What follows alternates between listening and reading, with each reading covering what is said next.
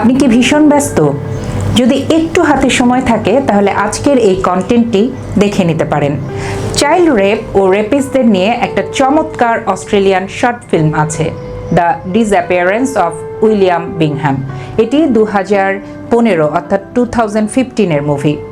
অনেকেই হয়তো দেখেছেন, আবার অনেকেই দেখেননি। যারা দেখেননি তাদের জন্য আমি মূল কাহিনীটা বলছি। অবশ্যই এটি কাল্পনিক কাহিনী। এই সিনেমার মূল চরিত্র উইলি বিংহ্যাম, একজন অপরাধী যার অপরাধ এক নিষ্পাপ বাচ্চা মেয়েকে ধর্ষণ ও নির্মমভাবে খুন করা। কিন্তু প্রচলিত ফাঁসি তার হবে না, কারণ দেশ থেকে মৃত্যুদণ্ড তুলে দেওয়া হয়েছে। সে জেলেই থাকবে এবং ভালো থাকবে জানে। তাই আদালতে সে নির্বিকার হাসি মুখে আছে। কিন্তু আদালত আর আইন চাইল না এই অপরাধীকে শুধু জেলে রাখতে, কিন্তু ফাঁসিও দেওয়া নিষিদ্ধ। তাহলে কি করা যায়? আইন নতুন এক শাস্তির চিন্তা ভাবনা করলো, যে শাস্তি পৃথিবীতে আগে হয়নি, এবং এই শাস্তির ফলাফল কি হয় অপরাধীদের মধ্যে দেখতে চাইল আইন।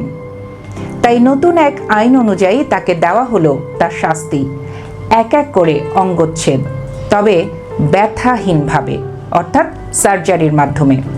ভুক্তভোগী পরিবারের ইচ্ছা অনুযায়ী ঠিক করা হবে অপরাধীর শরীরের ঠিক কোন অংশটি কখন কেটে ফেলা হবে। ভুক্তভোগী পরিবার এই আইনে রাজি হলো। কাহিনী শুরু এখান থেকেই। জেলের অন্ধকার কুঠুরিতে বসেছিল উইলি।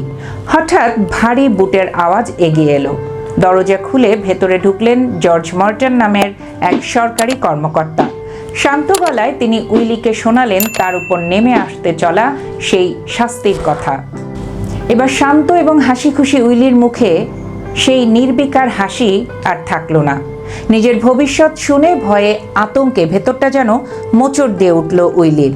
সেখানেই সে বমি করে দিল। সে চিৎকার করে মিনতি করলো তাকে যেন একেবারে মেরে ফেলা হয়, বিষ দেওয়া হয় বা ফাঁসি দেওয়া হয়। কিন্তু আইন নিষ্ঠুর, তার মৃত্যুর আবেদন সরাসরি খারিজ হয়ে গেল।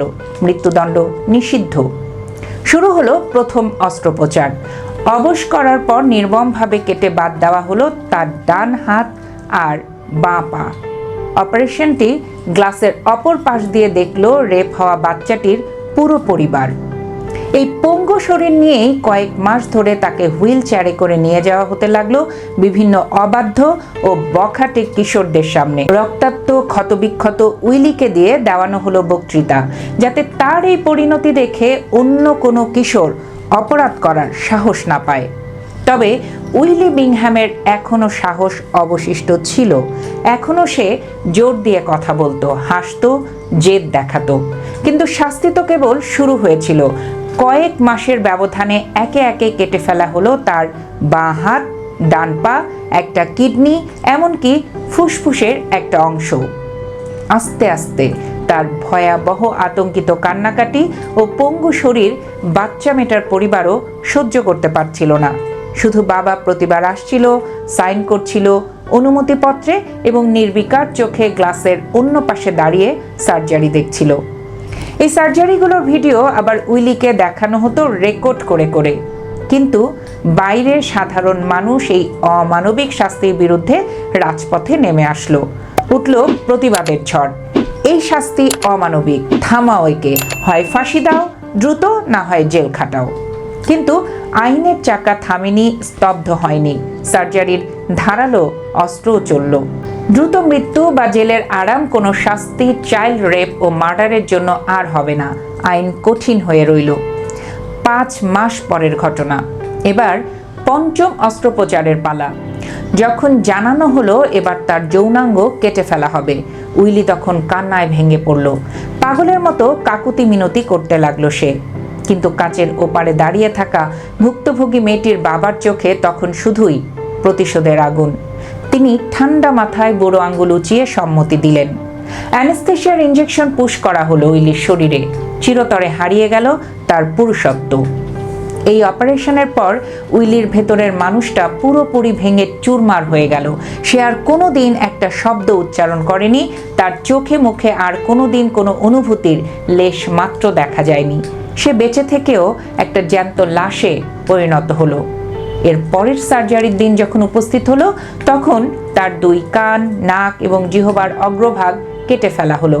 লেজার দিয়ে পুড়িয়ে দেয়া হলো শরীরের অবশিষ্ট চামড়াও।